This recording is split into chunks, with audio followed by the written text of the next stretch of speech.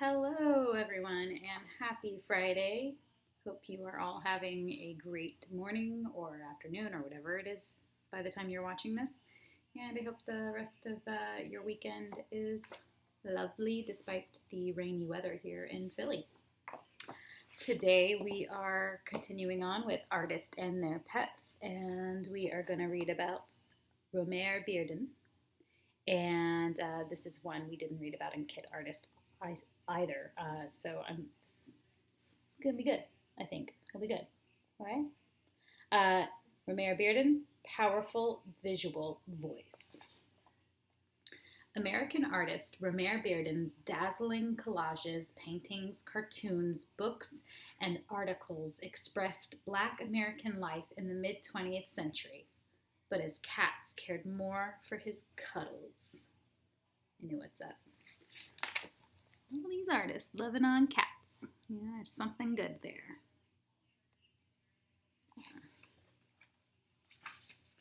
Born in North Carolina, Romare Bearden was the only child in a middle-class African-American family. When Romare was 3, the Beardens moved to New York City.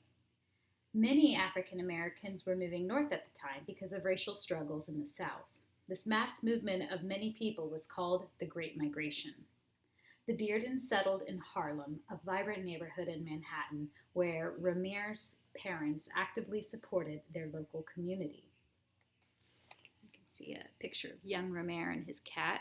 And down here we have Romare Bearden's art featured memories of his childhood growing up, having roosters and cats. It's a little backyard rooster coop. Rooster coop. By 1918, many people involved in the Harlem Renaissance met at the Bearden House. The Harlem Renaissance was a cultural, social, and artistic development that came to be seen as the rebirth of the African American arts. In the 1920s, the Beardens moved to Pittsburgh, and when he left school, Romare, his friends called him Romy, played semi-professional baseball. I didn't know that. Cool. Bearden went to 3 universities: Lincoln University, Boston University, and New York University, NYU. He studied mathematics, science, and education, and while at NYU, he became interested in art, particularly cartoons. Although his degree was in education, he decided he wanted to be a cartoonist. So while at NYU, he took some art courses at the Art Student League. Who's that? Ai Weiwei went there? I already forget. I mean, artist, they're going to go to some of the same. Yeah, I think it was because he went to Parsons and then Art Student League. Anyway, lost in place now. While particularly cartoons, Art Student League, which had first opened in New York City in 1875. With its informal approach of no grading or degree programs, it attracted both amateur and professional artists. Bearden was taught by several artists teachers, including the expressive German artist George Gross. While still studying, Bearden exhibited some of his paintings at the Harlem YMCA and at the Harlem Art Workshop. They were brightly colored and simplified. Bearden supported himself through college working as an art editor and also drawing cartoons for several African American newspapers. George Gross was known for his drawings and paintings that depicted his view of life in Berlin, and he gave Bearden his first real art training, encouraging him to study old master paintings and the art movements that were happening around that time. Bearden became especially interested in post-impressionism, cubism, and futurism, and also in the collages that Gross created. During that time, Bearden joined 74 other Black artists to establish the Harlem Artists Guild. They met socially and discussed the politics of the day, including subjects that were particularly affecting them, including racism, poverty, and unemployment, and their art issues we're still dealing with today. Using both watercolor and oil paints, Bearden began creating art influenced by his experiences of living in different parts of America, especially the images of the American South. In 1940, Bearden had his first one-man exhibition in Harlem, surprising visitors with his colorful, bold paintings. But World War II had broken out in Europe, and soon Bearden was enlisted in the U.S. Army. From 1942 to 45, he served as an Army sergeant in the 37th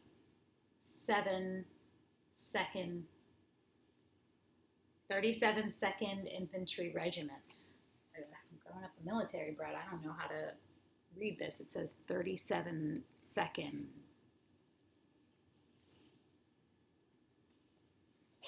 Anyway, he served in that regiment. After the war, he continued producing oil paintings and watercolors, but he did not earn enough from his art. He also worked as a caseworker for New York City Department of Social Services, a job he kept until 1969. In 1945, he had 2 more successful solo shows in Washington, D.C. and New York City. By that time, his art had changed, expressing his feelings about the lack of compassion he had seen in the world during the war, often through religious subject matter.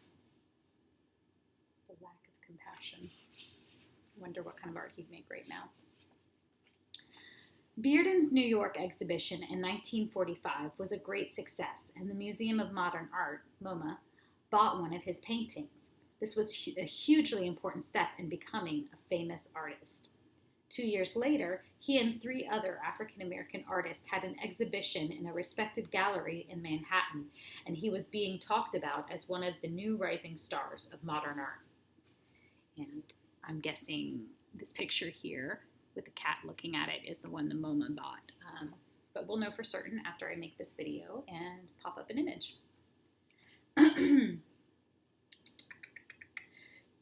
Where was I? Yet, racism continued, and in the 1950s, he decided to leave America for a while. He moved to Paris to study art history and philosophy for 2 years at the prestigious Sorbonne.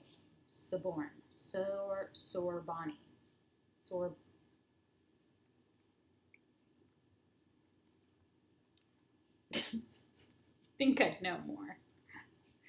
While in Paris, he became friends with important artists, including Pablo Picasso, Ferdinand Laguerre, and Constantine Brancusi.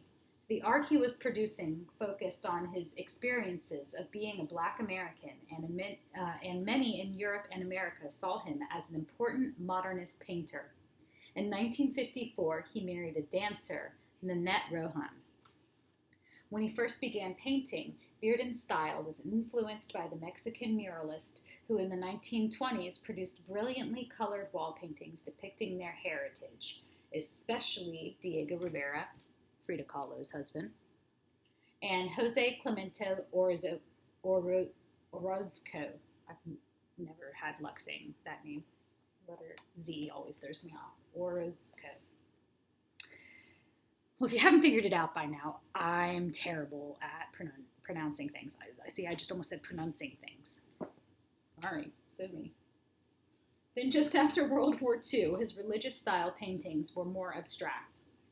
His art changed again during the 1960s, and as he began making collages by cutting and tearing up magazine photographs, posters, and painted papers, and using them to create art that expressed his vision of African American life in America.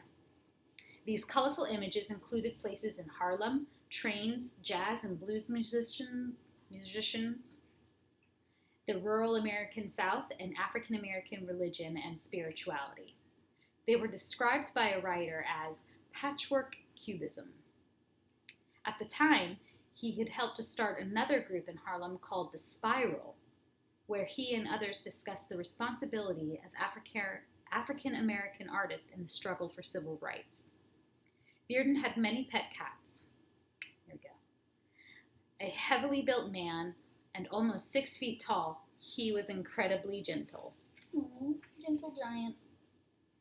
His cats included a tabby named Jippo that he found in the forest, Tuttle, short for Tutankhamun, the Egyptian pharaoh, Rusty, named after the legendary Persian hero Rustam, and Mikey, short for Michelangelo, the Renaissance artist. So I'll try to find some pictures of those cats for you in real life, IRL. So cute. Thank you. An avid reader, Bearden loved reading, and his studio was crammed with books on poetry, philosophy, politics, mythology, religion, art, and ancient literature. He also wrote his own books and articles, especially about African American art and life. Jazz and blues music was always important to Bearden. Many well-known jazz performers such as Duke Ellington and Fats Waller visited his home when he was a child. For 16 years, he worked in a studio above the Apollo Theater in Harlem, famed for its lively African American acts. Live at the Harlem.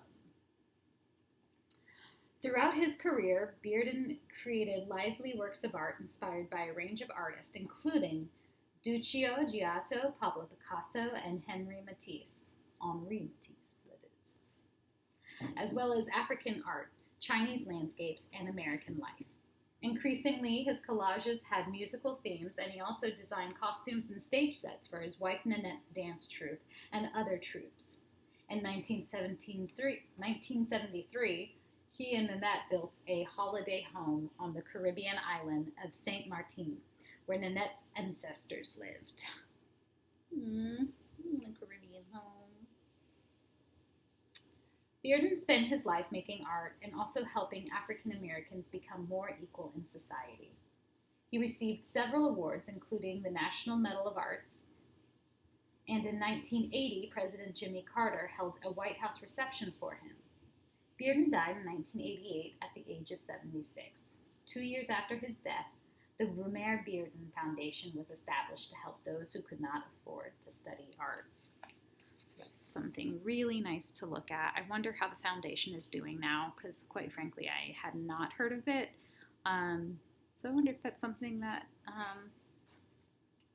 we could look into. But this is cute. You see his cat, I don't know if you can see that, is holding in its mouth a little piece of collage paper that he's using, almost like the cat's passing it to him. That was great to have a different artist to learn about, and we're also going to learn about a different one on Monday, so I'm super glad to have this book with different perspectives of different artists. And I guess when this book runs out, we're going to go to some storybooks that I was able to grab from my classroom. So, but art. Let's not forget, I like to give you a prompt after we do the reading. And, well, I guess I'm thinking, I'm sure I've given you this prompt already. I can even keep track of it because it just comes to me as I'm reading it. But I'm just automatically thinking of a collage of things that are relevant to right now to a message. And there's been a lot of themes so far with the last few readers about social justice in art and speaking to topics that are important to you. So it'd be interesting to see you make a collage of the topics that are in the media right now, and express your feelings or opinions on them. Like, how do you feel about the idea of injecting your body with hand sanitizer? Does that seem like a clever idea?